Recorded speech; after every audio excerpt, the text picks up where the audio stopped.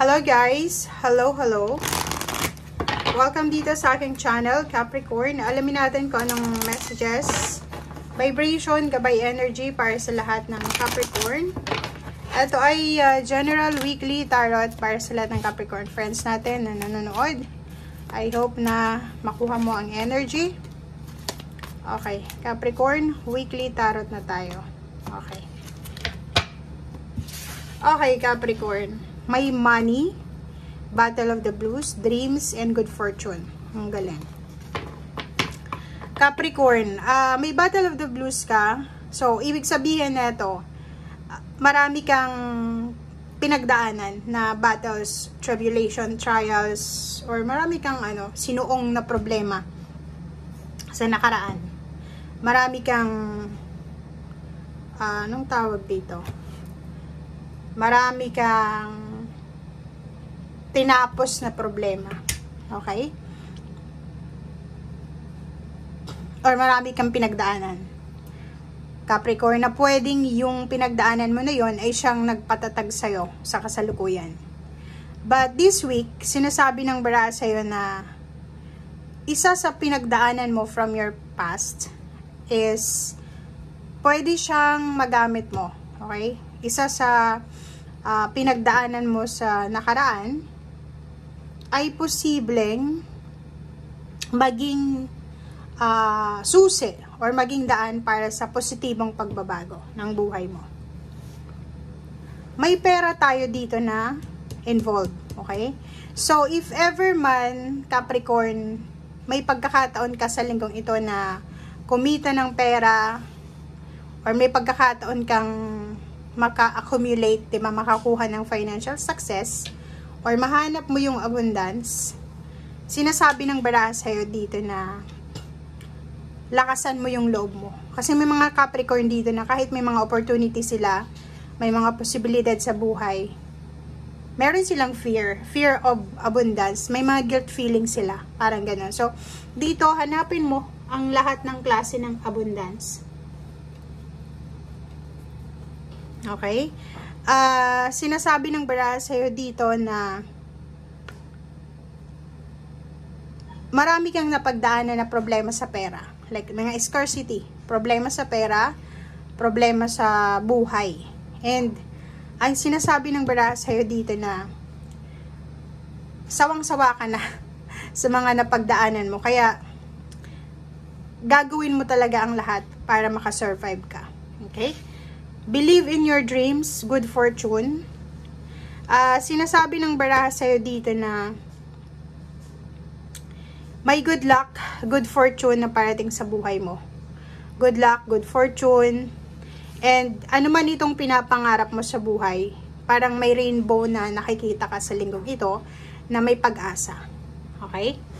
So, etong dreams na to, magtiwala ka dahil lahat ng pangarap mo ay posibleng matutupad mo siya.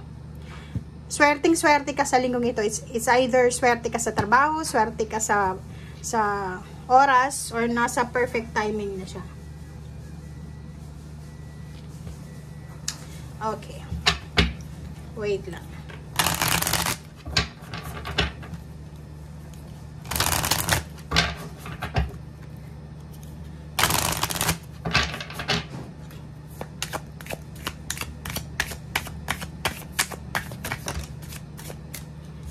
Crossing bridges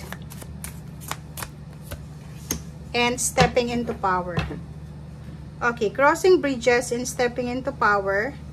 Dito sinasabi ng baraha na you are strong beyond measure. So, may pagkakataon ka talaga sa linggong ito na makuha yung empowerment. May pagkakataon ka sa linggong ito na mahanap yung or ma-reclaim mo yung power na nawala sa'yo. Crossing bridges, may healing, releasing, o parang relationship, healing sa relationship, healing sa pera, healing sa lahat ng area sa buhay mo. Okay, tingnan natin. Ano pa ba? So yun, marireclaim mo, like relationship na walang relationship, nasirang relationship, ano man ito na na nawala sa'yo, or ano man ito na kailangan ng kagalingan sa buhay mo, ay posibleng gagaling ito. Okay? Or makukuha mo. Okay. Ang saklap ng effect ng Mercury retrograde sa akin, guys. Ang bagal ng intuition ko. Okay. Sorry. Okay, first card natin dito is Queen of Spring. Yon, kung kaya sinasabi ng baraha sa'yo dito na ano man itong gusto mong gawin simula ngayong linggo, or ano man itong gusto mong gawin ngayong 2024, plano, believe in yourself, and balansehin mo yung trabaho mo and then home life. Okay? 8 of Autumn, sinasabi ng baraha, pag-isipan muna ng mabuti ang mga bagay-bagay, okay?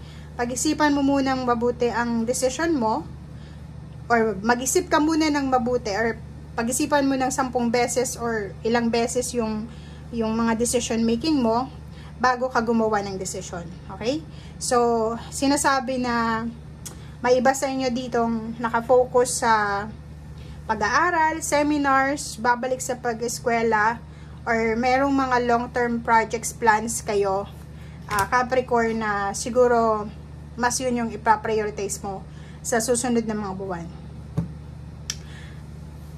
Yun na ngayon sinasabi sa'yo dito ng isang barahan na believe in yourself, magtiwala ka. Kasi may konti kayong yung sinabi ko sa'yo kanina na may takot ka ng abundance, 'di ba? May guilt feeling ka na parang iniisip mo, natatakot ako baka kung anong mangyari, hindi ko sigurado, ganyan, ganito.